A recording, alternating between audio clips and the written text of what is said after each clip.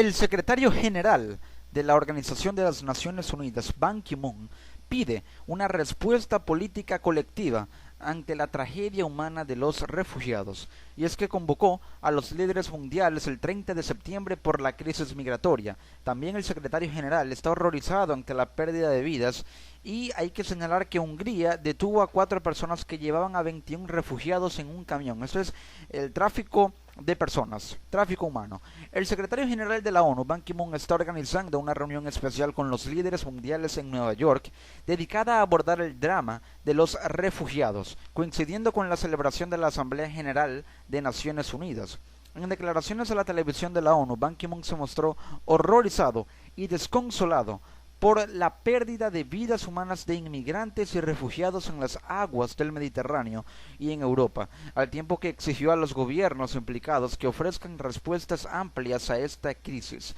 Esta es una tragedia humana que requiere una decidida respuesta política colectiva. Es una crisis de solidaridad, no una crisis de cifras, sentenció. El secretario general de Naciones Unidas también se refirió al descubrimiento el pasado jueves de 71 cadáveres en un camión abandonado cerca de la frontera entre Austria y Hungría, así como a las noticias alusivas a la muerte de cientos de refugiados que se ahogaron en el mar Mediterráneo. De hecho, las autoridades húngaras han detenido este sábado en la autopista M5, en las cercanías de la ciudad de Roske, cerca de Serbia, a 4 ciudadanos rumanos que llevaban en un camión a 21 refugiados, según informó la policía. Pero aquí hay problemas más hondos. Ban Ki-moon aseveró que estas tragedias subrayan la crueldad de los contrabandistas y traficantes de personas cuyas actividades criminales se extienden desde el mar de Andaman hasta el Mediterráneo y las autopistas de Europa. También demuestran la desesperación de la gente que busca protección a una nueva vida. En ese sentido, explicó que la mayoría de estas personas son refugiados que arriesgan su vida procedentes de Siria, Afganistán e Irak para huir de las guerras, del terrorismo, del odio, de la sangre, de la muerte, y agregó que la comunidad internacional no puede hacer distinciones entre los solicitantes de asilo en base a su religión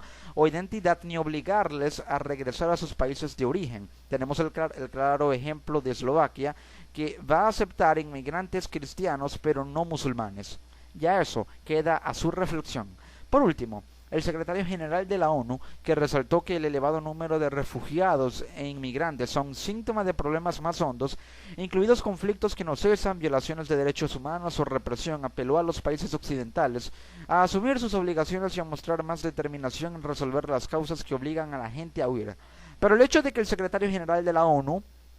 comente esto no quiere decir que los países occidentales lo vayan a hacer. Es decir, si de la misma forma los países occidentales, las potencias occidentales, por ejemplo del G5+1, negociaron con Irán para este acuerdo nuclear, ¿por qué no negociar también entre ellos mismos para crear mecanismos que puedan abordar esta situación? Y la respuesta política que tanto pide Ban Ki-moon podría ser crear un tratado internacional de migración en la Asamblea General de la ONU y en esta reunión de líderes para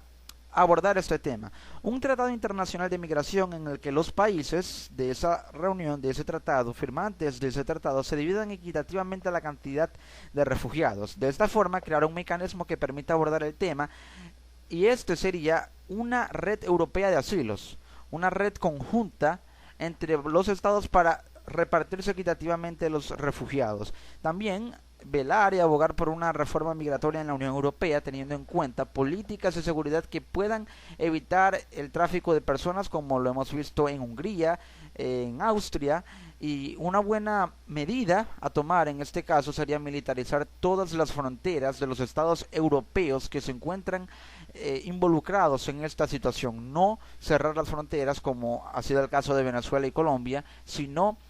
militarizar las fronteras, regular el paso, controlarlo, crear redes de asilo, también un tratado internacional en el que se creen estas redes, se dividan equitativamente a los inmigrantes, organizar una red de transporte a nivel europeo para movilizarlos por todo el continente, por todos los países que son firmantes o serían hipotéticamente firmantes de este tratado, y posteriormente crear una reforma migratoria que a largo plazo pueda estabilizar la situación de estas personas que fueron objeto de esta política y esta respuesta política que tanto pide el secretario general para que de esa forma se busque una solución a este problema tan grave, que es la movilización de inmigrantes del norte de África y del Medio Oriente a Europa occidental.